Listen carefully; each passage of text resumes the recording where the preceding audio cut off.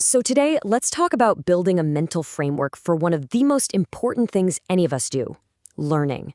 I mean, how do we actually get closer to the truth when the world around us is just so overwhelmingly complex? We're going to explore this humble and, you'll see, often paradoxical path to real understanding. And we're going to kick things off with this incredible thought from Albert Einstein because it just nails the core idea perfectly. The more you learn, the more you realize how much you don't know. And that's not a bad thing. In fact, it's the very sign that you're making progress. Real learning, it turns out, requires a bit of humility and a real appreciation for that huge, vast darkness that surrounds our tiny circle of light.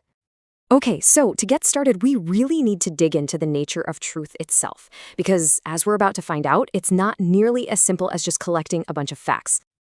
So you've got this fascinating push and pull, right? On one side, you have John Adams telling us that facts are stubborn things. They don't really care what we think or feel.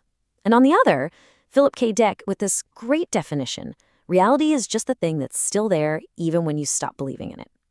The big takeaway here is that, yeah, facts and reality are out there, but our ability to see them clearly without our own beliefs getting in the way, that is the real trick. And that brings us to this really key concept, provisional truth. You know, in any complex field, think science, philosophy, even investing, the idea that we found the final, unchangeable answer is, well, it's kind of a mirage. What we call true is usually just our best working model for now, and we have to stay ready to update that model the second new evidence shows up.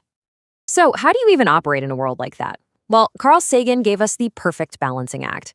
You have to combine this intense, skeptical scrutiny of every idea with a huge, genuine openness to new ones. Think about it. If you're only a skeptic, you never learn anything new. But if you're only open-minded, you'll fall for anything. The real magic, the real engine of learning, happens right there in that sweet spot between the two. All right, so once we get comfortable with the idea that truth is, well, kind of provisional, we start to see it pop up in some pretty weird and interesting shapes. And very often, the deepest truths actually show up in the form of a paradox. Oh, I just love this quote from Anne Lamott. Paradox isn't a bug, it's a feature.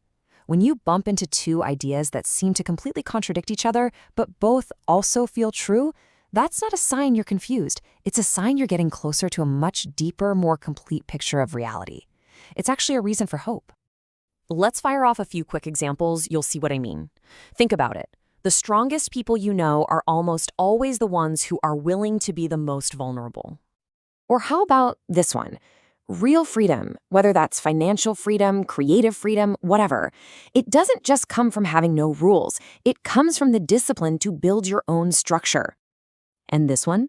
Well, it loops us right back to where we started with Einstein. The more you truly know, the more you see the absolutely massive landscape of what you don't. Every truth seems to hold its own opposite within it. So, why does this happen? Well, it's because reality is just infinitely complex. Our brains are basically simplification machines. They have to be, otherwise we'd be completely overwhelmed. A paradox is what happens when our mind is actually able to hold two of those simplified, seemingly opposing views at the same time. It lets us see a richer, fuller, more accurate picture of the whole. Okay, so we've talked about truth out there in the world, but now we have to talk about the one filter that everything has to pass through before it can get to us, our own minds. Just take a second and think about this. I'm sure you can think of a time when your gut, your own direct, lived experience, told you something completely different from what everybody knows is true. That feeling right there is the key to understanding your own unique lens on the world. And this is exactly why Morgan Housel just nails it here. What seems totally obvious to me might sound absolutely bonkers to you, and the other way around. Why? Because our personal version of obvious is built out of a lifetime of experiences that nobody else on Earth has had. We're not seeing the world as it is, we're seeing it as we are. And this all circles back to some old school wisdom, right? From Socrates and his famous idea that the unexamined life is not worth living. To really truly learn, you can't just look outward at all the information. You have to turn inward and understand your own lens, your own biases, your own personal story. The self, it turns out, is both the obstacle that distorts reality and the only vessel that can give it any meaning. We've covered some big ideas. The limits of truth, the shape of paradox, the lens of the self. So, what do we actually do with all this? What's the game plan? Well, this final section is all about turning these ideas into a real, practical, lifelong habit. The investing legend Charlie Munger just lays it out so simply. A life properly lived is just learn, learn, learn all the time. Learning isn't a phase you go through to get ready for life. It is life. To stop learning isn't just to stagnate. In a very real way, it's to stop living. And check this out. The philosopher Confucius gave us this incredible roadmap for wisdom centuries ago. He said there are three ways. We learn by reflection, which he called the noblest path. We learn by imitation, which is the easiest. And we learn by experience, which is often the bitterest. A full, well-lived life really is a constant dance between all three of those. But here's the kicker, and it's a really humbling one. We forget almost everything we learn. Our brains aren't hard drives, they're more like leaky sieves. And this is exactly why real lifelong learning is never a straight line going up. It's a spiral.